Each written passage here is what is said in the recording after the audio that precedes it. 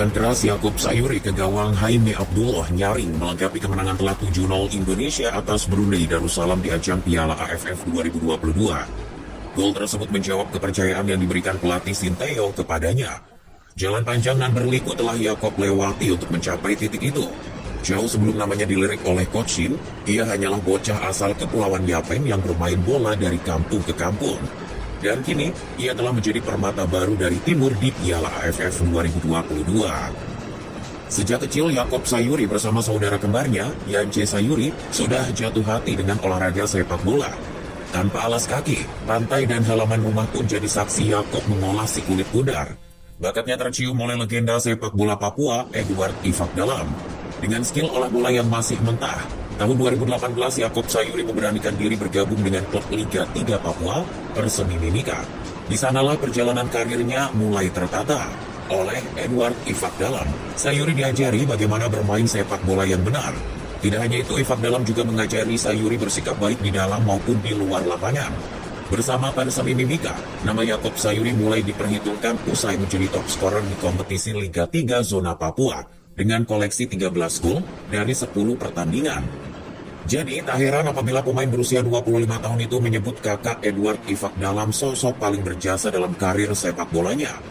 Mantan pemain Persipura itulah yang mempromosikan nama Yaakob Sayuri sehingga terdengar sampai ke telinga Jackson F. Tiago, mantan rekan kerja Ifakdalam di Persipura. Kali itu, Coach Jackson sedang melatih Barito Putra. Jelang Liga 1 tahun 2019, Barito Putra pun langsung menghubungi Edward Ifakdalam untuk mendatangkan Yaakob Sayuri ke Banjarmasin. Coach Jackson yang dikenal hobi mengorbitkan pemain muda, ternyata kepincut untuk mengembangkan Yaakob Sayuri. Di musim perdananya bersama Barito Putra, Yaakob tampil dalam 22 pertandingan dengan koleksi 1 gol dan 4 assist. Mungkin itu bukan statistik yang wah, tapi catatan itu tetap jadi pencapaian yang lumayan buat pemain muda yang sebelumnya hanya bermain di Liga 3 Indonesia. Buktinya klub sekelas PSM Makassar tertarik untuk mendatangkan Yaakob Sayuri. Jelang musim 2020-2021, klub berjuluk Juku Eja itu merekrutnya. Yaakob bersaing dengan sederet penyerang sayap yang sudah malang melintang di kompetisi Liga 1, macam Bayu Gatra, Ferdinand Sinaga, Irsyad Maulana, Rizky Eka Pratama, bahkan mantan pemain Ajax Amsterdam, Ezra Walian. Namun berkat penampilannya yang militer dan agresif, pelatih PSM saat itu, Boyan Haddad, menjadikan Yaakob sebagai pemain yang memiliki peran vital di lini depan tim Ayam Jantan dari Timur. Menjelang akhir tahun 2021, pasca pandemi COVID-19, kompetisi yang sempat terhenti mulai berjalan normal. Fleksibilitas Yaakob Sayuri di lini serang membuat posisinya masih sulit untuk digantikan oleh pemain lain. Meski kursi kepelatihan berganti beberapa kali, posisi sayap kanan Juku Eja nyatanya tetap jadi milik pemain asal Papua tersebut. Kurang lebih 1 tahun tak berkompetisi tak membuat skill olah bola Yaakob Sayuri luntur. Performanya bersama Juku Eja justru kian mantap.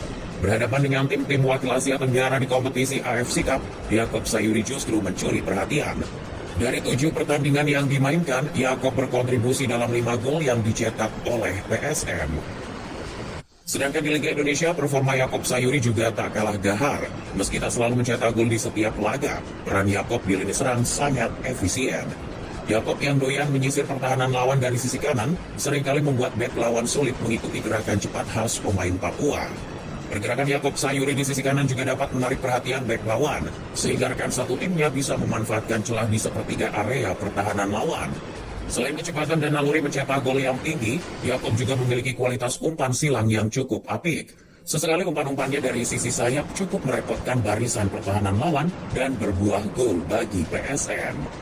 Musim lalu ia hanya berkontribusi 8 gol dalam 26 pertandingan liga yang dimainkan bersama PSM Makassar.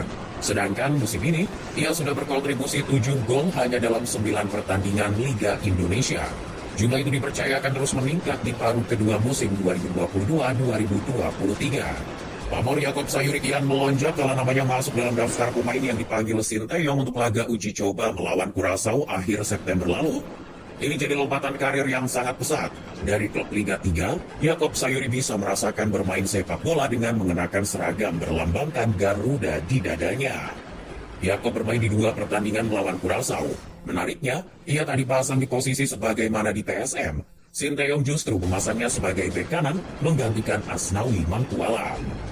Meski tak mencetak gol, penampilannya sangat memukau. Melansir dari statistik yang diunggah Lapang Bola, Yaakob Sayuri adalah salah satu pemain timnas Indonesia yang masuk dalam jajaran top actions. Sepanjang pertandingan, kelincahan dan staminanya mampu membuat pemain Curaçao frustasi. Kemampuan bertahan dan menyerang Sayuri pun sama baiknya. Usai tampil memukau di laga kontra Curaçao, nama Yaakob Sayuri kembali jadi pilihan Sinteyong di Piala AFF 2022. Dia tergabung dalam daftar 23 nama yang diberangkatkan ke Jakarta untuk menghadapi Kamboja di laga pembuka AFF 2022. Sayangnya, Coach Shin belum memberikan kesempatan bermain pada mantan punggawa Barito Putra tersebut. Debut yang dinanti-nanti Sayuri terjadi di laga kedua kala skuad Garuda mencukur habis Brunei Darussalam dengan skor 7-0. Dan salah satu golnya itu dicetak oleh Yaakob Sayuri menjelang laga usai. Ini jadi gol perdana Sayuri selama berseragam timnas Indonesia. Gol tersebut sangat berharga baginya. Oleh karena itu ia persembahkan golnya kepada masyarakat Indonesia yang selalu setia mendukung timnas Indonesia. Yaakob baru bermain di babak kedua menggantikan Asnawi. Meski hanya bermain selama 27 menit, pemain kelahiran Kepulauan Yapen itu mampu menunjukkan kemampuan terbaiknya. Sayuri pun tak menyia-nyiakan kesempatan yang diberikan oleh Sinteyong. Dengan waktu yang singkat tersebut, ia berhasil mencatatkan 1 gol serta 2 assist. Dengan performa meyakinkan yang ditunjukkan Sayuri, kesempatan untuk menjadi pilihan utama pelatih Sinteyong di laga-laga berikutnya kian terbuka.